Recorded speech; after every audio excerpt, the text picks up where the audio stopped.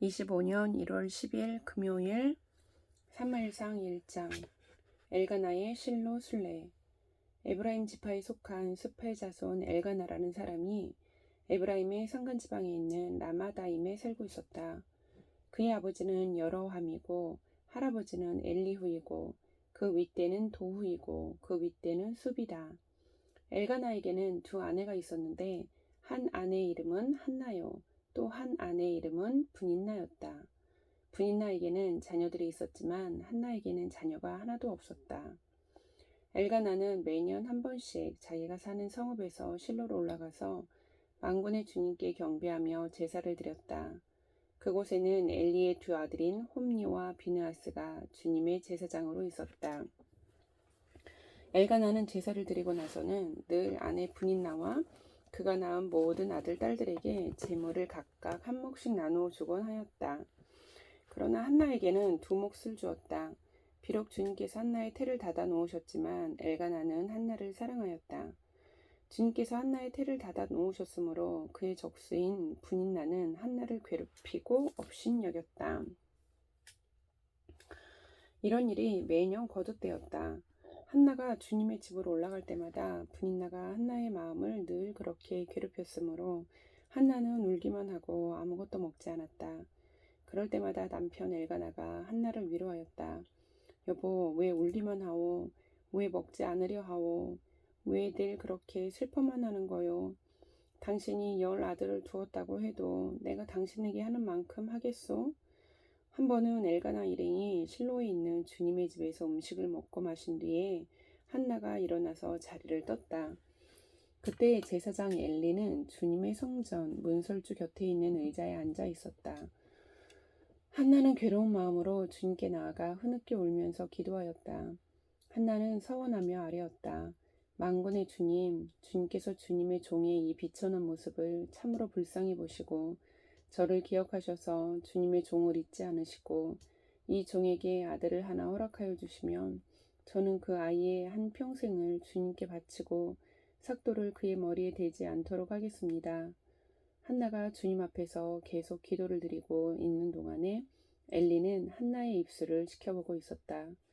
한나가 마음속으로만 기도를 드리고 있었으므로 입술만 움직이고 소리는 내지 않았다. 그러므로 엘리는 한나가 술에 취한 줄로 생각하고 그를 꾸짖었다. 언제까지 술에 취해 있을 것이오? 포도주를 끊으시오. 한나가 대답하였다.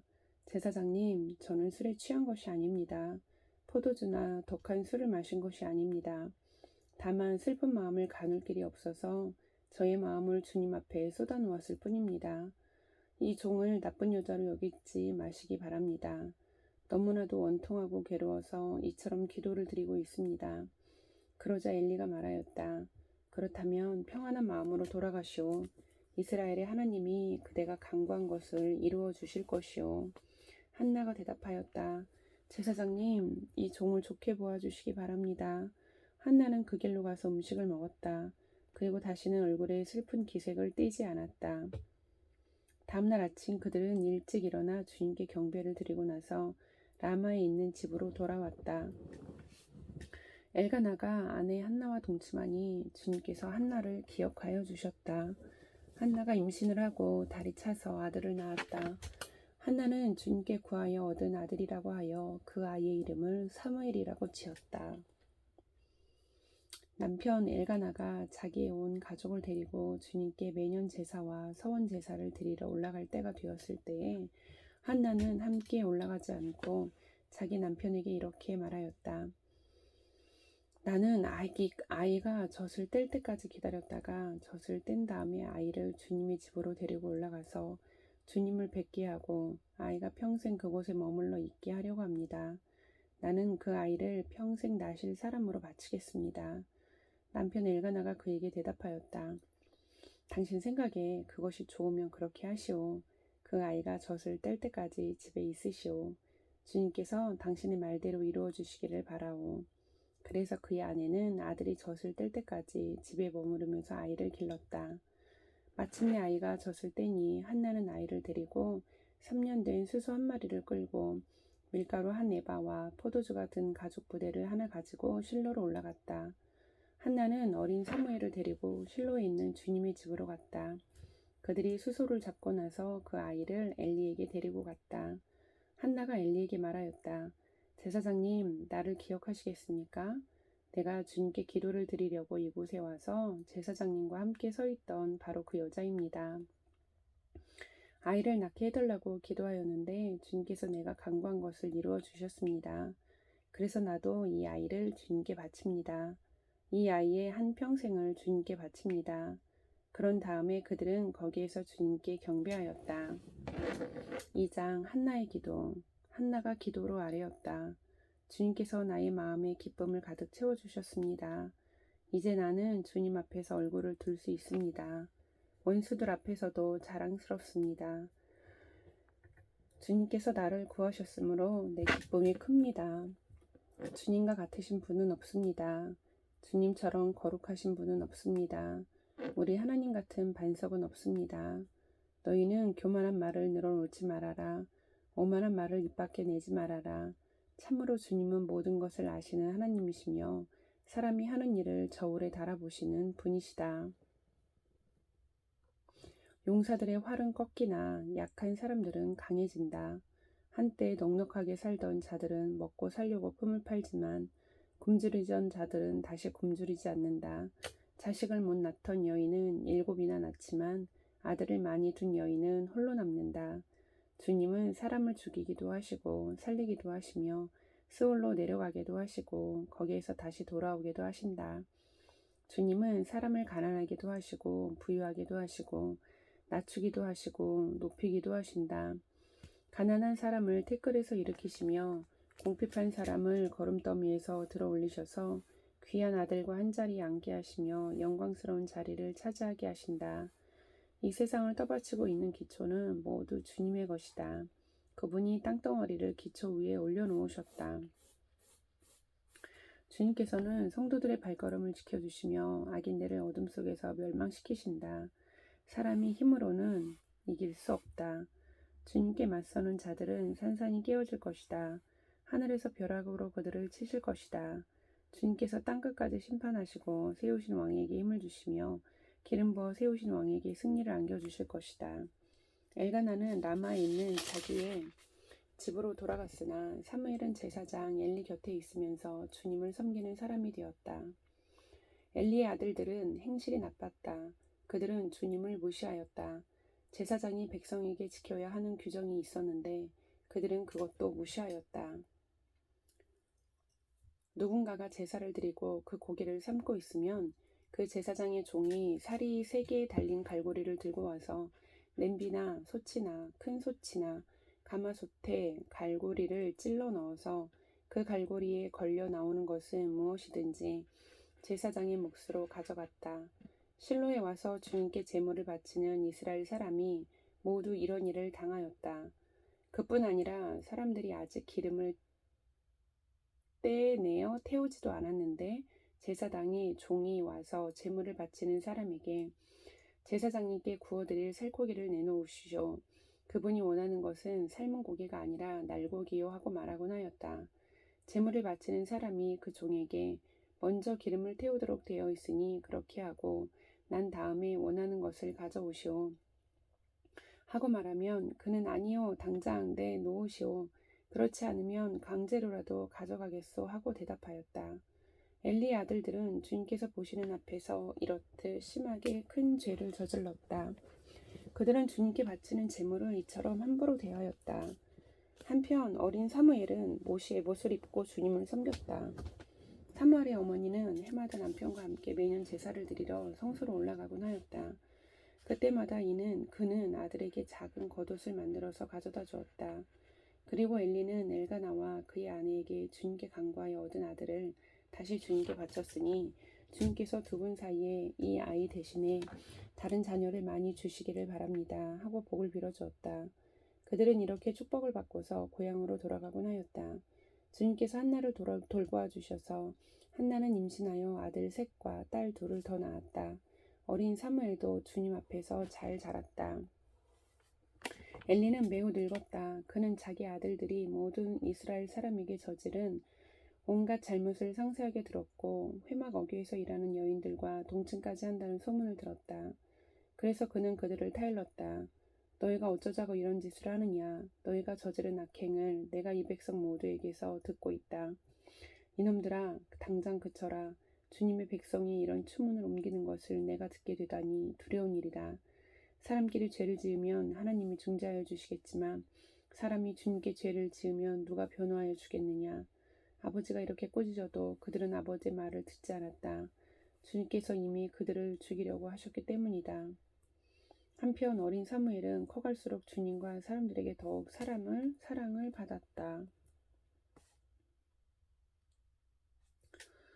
하나님의 사람이 엘리를 찾아와서 말하였다. 나 주가 말한다. 네 조상의 집이 이집트에서 바로의 집에 속하였을 때에 내가 그들에게 나를 분명하게 나타내 주지 않았느냐.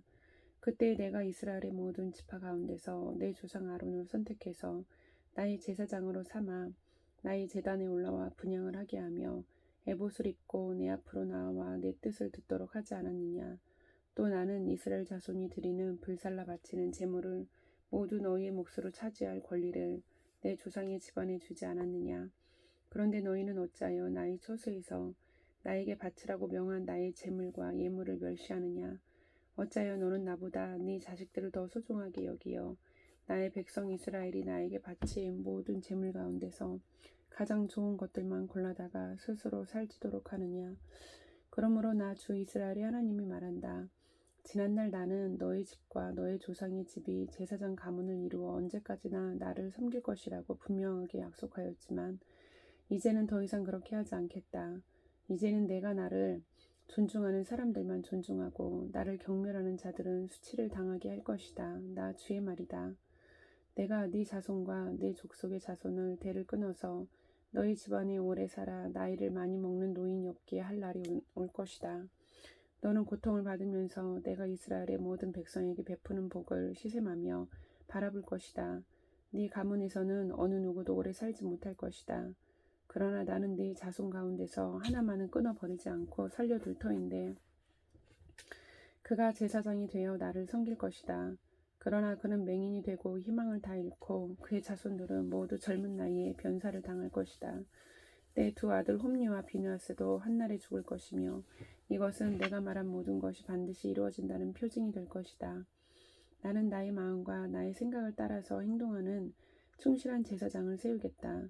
내가 그에게 자손을 주고 그들이 언제나 내가 기름 부어 세운 왕 앞에서 제사장 일을 보게 하겠다. 그때 너의 집에서 살아남는 자들은 돈 몇 푼과 빵 한 덩어리를 얻어먹으려고 그에게 엎드려서 제사장 자리나 하나 맡겨주셔서 밥이나 굶지 않고 살게 하여 주십시오 하고 간청할 것이다. 3장 주님께서 사무엘에게 나타나시다. 어린 사무엘이 엘리 곁에서 주님을 섬기고 있을 때이다. 그때에는 주님께서 말씀해 주시는 일이 드물었고 환상도 자주 나타나지 않았다. 어느 날 밤 엘리가 잠자리에 누워 있을 때였다. 그는 이미 눈이 어두워져서 잘 볼 수가 없었다. 사무엘은 하나님의 궤가 있는 주님의 성전에서 잠자리에 누워 있었다. 이른 새벽 하나님의 등불이 아직 환하게 밝혀져 있을 때 주님께서 사무엘아 사무엘아 하고 부르셨다. 그는 제가 여기 있습니다 하고 대답하고서 곧 엘리에게 달려가서 부르셨습니까? 제가 여기 왔습니다 하고 말하였다. 그러나 엘리는 나는 너를 부르지 않았다. 도로 가서 누워라 하고 말하였다. 사무엘이 다시 가서 누웠다. 주님께서 다시 사무엘아 하고 부르셨다. 사무엘이 일어나 엘리에게 가서 부르셨습니까? 제가 여기 왔습니다 하고 말하였다. 그러나 엘리는 얘야 나는 너를 부르지 않았다. 도로 가서 누워라 하고 말하였다. 이때까지 사무엘은 주님을 알지 못하였고 주님의 말씀이 그에게 나타난 적도 없었다. 주님께서 사무엘을 3번째 부르셨다. 사무엘이 일어나 엘리에게 가서 부르셨습니까? 제가 여기 왔습니다 하고 말하였다. 그제야 엘리는 주님께서 그 소년을 부르신다는 것을 깨닫고 사무엘에게 일러주었다. 가서 누워 있거라. 누가 너를 부르거든 주님 말씀하십시오. 주님의 종이 듣고 있습니다 하고 대답하여라. 사무엘이 자리로 돌아가서 누웠다. 그런 뒤에 주님께서 다시 찾아와 곁에 서서 조금 전처럼 사무엘아 사무엘아 하고 부르셨다. 사무엘은 말씀하십시오. 주님의 종이 듣고 있습니다 하고 대답하였다. 주님께서 사무엘에게 말씀하셨다. 내가 이제 이스라엘에서 어떤 일을 하려고 한다. 그것을 듣는 사람마다 무서워서 귀까지 멍멍해질 것이다. 때가 오면 내가 엘리의 집을 두고 말한 모든 것을 처음부터 끝까지 다 이루겠다. 엘리는 자기 아들들이 스스로 저주받을 일을 하는 줄 알면서도 자식들을 책망하지 않았다. 그 죄를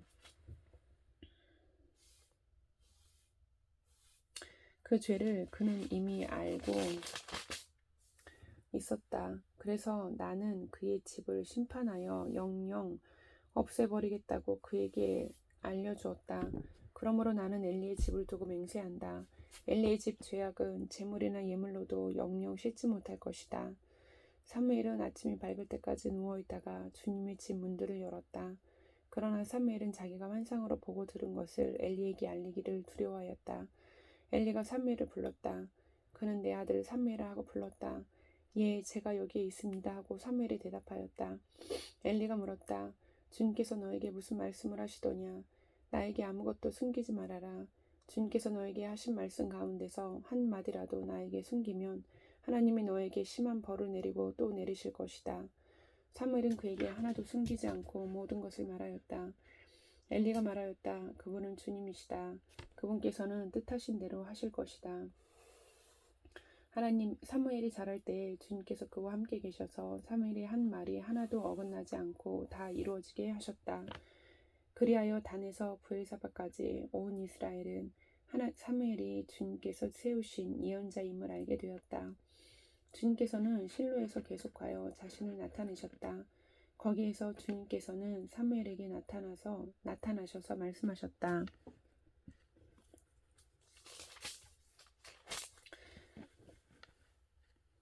4장 사무엘이 말을 하면 온 이스라엘이 귀를 기울여 들었다. 그 무렵에 블레셋 사람이 이스라엘을 치려고 모여들었다. 이스라엘 사람은 블레셋 사람과 싸우려고 나가서 에베네셀의 진을 쳤고 블레셋 사람은 아벡의 진을 쳤다. 블레셋 사람이 전열을 갖추고 이스라엘 사람을 치자 치열한 싸움이 벌어졌다. 이스라엘은 이 싸움에서 블레셋에게 졌고 그 벌판에서 죽은 이스라엘 사람은 4,000명쯤 되었다. 이스라엘의 패잔병들이 진으로 돌아왔을 때 장로들이 말하였다. 주님께서 오늘 우리가 블레셋 사람에게 지도록 하신 까닭이 무엇이겠느냐? 실로에 가서 주님의 언약궤를 우리에게로 모셔다가 우리 한가운데 있게 하여 우리를 원수의 손에서 구하여 주시도록 하자. 그래서 이스라엘 백성이 실로로 사람들을 보냈다. 그들이 거기 그룹들 사이에 앉아 계시는 만군의 주님의 언약궤를 메고 왔다. 하나님의 언약궤를 가져올 때에 엘리의 두 아들 홈니와 비니아스도 함께 왔다. 주님의 언약궤가 진으로 들어올 때에 모든 이스라엘 백성이 땅이 진동할 정도로 크게 환호성을 올렸다. 블레셋 사람이 그 환호하는 소리를 듣고 저 히브리 사람의 진에서 저렇게 환호하는 소리가 들리는 까닭이 무엇이냐 하고 묻다가 주님의 궤가 진에 들어갔기 때문이라는 것을 알았다. 블레셋 사람이 두려워하면서 말하였다. 이스라엘 진에 그들의 신이 들어갔다. 그래서 그들은 외쳤다. 이제 우리에게 화가 미쳤다. 일찍이 이런 일이 없었다. 우리에게 화가 미쳤는데 누가 저 강력한 신의 손에서 우리를 건질 수가 있겠느냐. 그 신들은 광야에서 온갖 재앙으로 이집트 사람을 쳐서 죽게 한 신들이다. 블레셋 사람들아, 대장부답게 힘을 내어라. 그렇지 않으면 히브리 사람이 우리의 종이 되었던 것처럼 우리가 그들의 종이 될 것이다. 너희는 대장부답게 나가서 싸워라. 그런 다음에 블레셋 사람이 전투에 임하니 이스라엘이 져서 제각기 자기 장막으로 달아났다. 이스라엘은 이때에 아주 크게 져서 보병 3만 명이 죽었다. 하나님의 궤를 빼앗겼고 엘리의 두 아들 홈리와 비나스도 이때 전사하였다. 어떤 베냐민 사람이 싸움터에서 빠져나와 그날로 실로에 이르렀는데 슬픈 나머지 옷을 찢고 머리에는 티끌을 뒤집어 쓰고 있었다. 그 사람이 왔을 때 엘리는 길가 의자에 앉아서 길을 내다보면서 마음속으로 하나님의 궤를 걱정하고 있었다. 그 사람이 성읍에 이르러서 소식을 전하니 온 성읍이 두려워하며 슬피 울부짖었다. 엘리가 그 울부짖는 소리를 듣고 물었다. 저 소리가 무슨 소리냐? 그 사람이 급히 달려와서 엘리에게 소식을 전하였다.